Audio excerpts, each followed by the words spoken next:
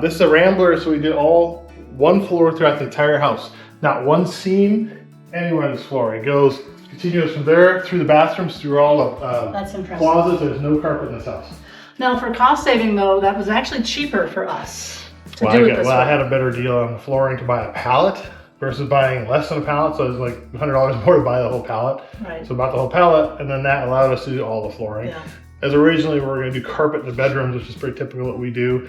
But in this case, all having no carpet and no transitions. If somebody needs mobility or something in here, older couple moves in with a walker or something, this is fantastic. This will look really good.